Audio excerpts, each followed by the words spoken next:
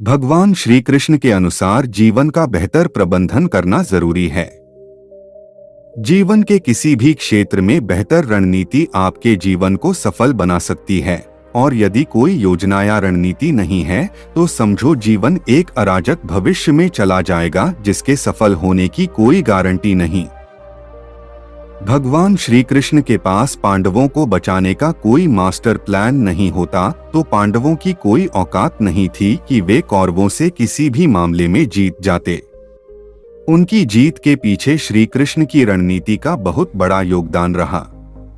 यदि आपको जीवन के किसी भी क्षेत्र में जीत हासिल करना हो और यदि आपकी रणनीति और उद्देश्य सही है तो आपको जीतने से कोई रोक नहीं सकता।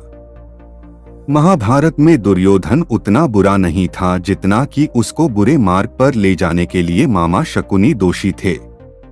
शकुनी मामा जैसी आपने संगत पाल रखी है तो आपका दिमाग चलना बंद ही समझो।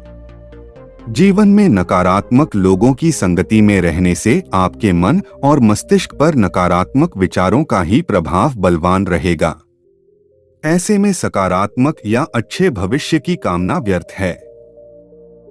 मालवा में एक कहावत है कि थोथा चना बाजे घना, अर्थात जो अधूरे ज्ञान हासिल किए हुए लोग रहते हैं वे बहुत वाचाल होते हैं। हर बात में अपनी टांग अड़ाते हैं और हर विषय पर अपना ज्ञान बघारने लगते हैं, लेकिन कभी कभी यह अधूरा ज्ञान भारी भी पड़ जाता है। पहली बात तो यह कि इससे समाज में भ्रम की स्थिति निर्मित होती है, और दूसरी बात यह कि ऐसा व्यक्ति जिंदगी भर कंफ्यूज ही रहता है। कहते हैं कि अधूरा ज्ञान सबसे खतरनाक होता है। इस बात का उदाहरण है अभिमन्यु। अभिमन्यु बहुत ही वीर और बहादुर योद्धा था, लेकिन उसकी मृत्यु जिस परिस्थिति में हुई उसके बारे में सभी जानते हैं। मुसीबत के समय यह अधूरा ज्ञान किसी भी काम का नहीं रहता है। आप अपने ज्ञान में पारंगत बने। किसी एक विषय में तो दक्षता हासिल होना ही चाहिए। महाभारत में कौन किसका दोस्त और कौन किसका दुश्मन था यह कहना बहुत ज्यादा मुश्किल तो नहीं, लेकिन ऐसे कई मित्र थे जिन्होंने अपनी ही सेना के साथ विश्वासघात किया। ऐसे भी कई लोग थे जो ऐन वक्त पर पाला बदलकर कौरवों या पांडवों के साथ चले गए। शल्य और युयुत्सु इसके उदाहरण हैं। इसीलिए कहते हैं कि कई बार दोस्त के भेष में दुश्मन हमारे साथ आ जाते हैं और हमसे कई तरह के राज लेते रहते हैं। कुछ ऐसे भी दोस्त होते हैं जो दोनों तरफ होते हैं। ऐसे दोस्तों पर भी कतई भरोसा नहीं किया जा सकता, इसलिए किसी पर भी आंख मूंद कर विश्वास नहीं करना चाहिए। अब आप ही सोचिए कि कौरवों का साथ दे रहे भीष्म, द्रोण और विदुर ने अंततः युद्ध में पांडवों का ही साथ दिया। ये लोग लड़ाई तो कौरवों की तरफ से लड़ रहे थे, लेकिन प्रशंसा पांडवों की करते थे और युद्ध जीतने के उपाय भी पांडवों को ही बताते थे। हथियार से ज्यादा घातक बोल वचन, यह बात तो सभी जानते होंगे कि किसी के द्वारा दिया गया बयान परिवार, समाज, राष्ट्र या धर्म को नुकसान पहुंचा सकता है। हमारे नेता, अभिनेता और तमाम तरह के सिंहासन पर विराजमान तथाकथित लोगों ने इस देश को अपने बोल वचन से बहुत ज्यादा नुकसान पहुंचाया है। महाभारत का युद्ध नहीं होता यदि कुछ लोग अपने वचनों पर संयम रख लेते। आपने द्रौपदी का नाम तो सुना ही है। इंद्रप्रस्थ में एक बार जब महल के अंदर दुर्योधन एक जल से भरे कुंड को फर्शी समझकर उसमें गिर पड़े थे तो ऊपर से हंसते हुए द्रौपदी ने कहा था, अंधे का पुत्र भी अंधा। बस यही बात दुर्योधन को चुभ गई थी, जिसका परिणाम द्रौपदी चीरहरण के रूप में हुआ था। शिशुपाल के बारे में भी आप जानते ही होंगे। भगवान कृष्ण ने उसके 10 अपमान भरे वाक्य माफ कर दिए थे। शकुनी की तो हर बात पांडवों को चुभ जाती थी। सबक यह कि कुछ भी बोलने से पहले हमें सोच लेना चाहिए कि इसका आपके जीवन, परिवार या राष्ट्र पर क्या असर होगा और इससे कितना नुकसान हो सकता है।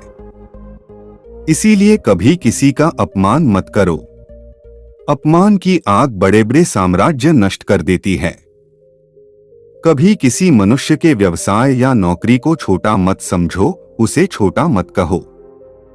जुएसट्टे से दूर रहो। शकुनी ने पांडवों को फंसाने के लिए जुए का आयोजन किया था, जिसके चलते पांडवों ने अपना सब कुछ दांव पर लगा दिया था।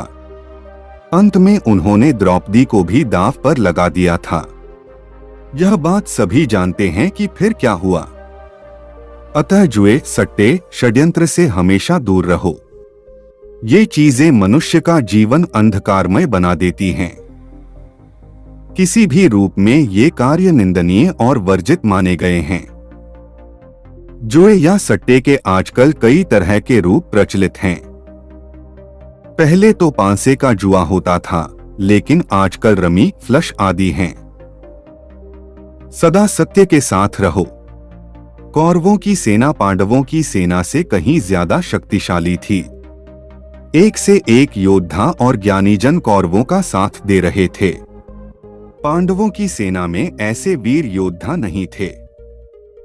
जब श्री कृष्ण ने दुर्योधन से कहा कि तुम मुझे या मेरी नारायणी सेना में से किसी एक को चुन लो, तो दुर्योधन ने श्री कृष्ण को छोड़कर उनकी सेना को चुना।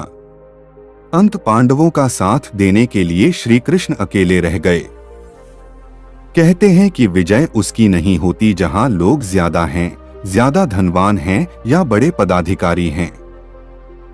विजय हमेशा उसकी होती है जहां ईश्वर है, और ईश्वर हमेशा वही है जहां सत्य है। इसलिए सत्य का साथ कभी न छोड़ें।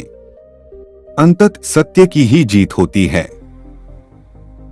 आप सत्य की राह पर हैं और कष्टों का सामना कर रहे हैं, लेकिन आपका कोई परिचित अनीति, अधर्म और खोटे कर्म करने के बावजूद संपन्न है, सुविधाओं से मालामाल है, तो उसे देखकर अपना मार्ग न छोड़ें।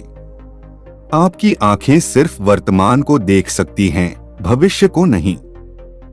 लड़ाई से डरने वाले मिट जाते हैं। जिंदगी एक उत्सव है, संघर्ष नहीं। लेकिन जीवन के कुछ मोर्चों पर व्यक्ति को लड़ने के लिए हमेशा तैयार रहना चाहिए। जो व्यक्ति लड़ना नहीं जानता, युद्ध उसी पर थोपा जाएगा या उसको सबसे पहले मारा जाएगा। महाभारत में पांडवों को यह बात श्री कृष्ण ने अच्छे से सिखाई थी।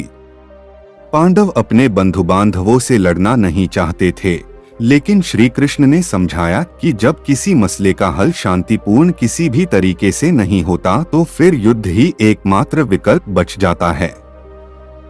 कायर लोग युद्ध से पीछे हटते हैं। इसीलिए अपनी चीज को हासिल करने के लिए कई बार युद्ध करना पड़ता है। अपने अधिकारों के लिए कई बार लड़ना पड़ता है। जो व्यक्ति हमेशा लड़ाई के लिए तैयार रहता है, लड़ाई उस पर कभी भी थोपी नहीं जाती है। खुद नहीं बदलोगे तो समाज तुम्हें बदल देगा। जीवन में हमेशा दानी, उदार और दयालु होने से काम नहीं चलता। महाभारत में जिस तरह से कर्ण की जिंदगी में उतार चढ़ाव आए, उससे यही सीख मिलती है कि इस क्रूर दुनिया में अपना अस्तित्व बनाए रखना कितना मुश्किल होता है।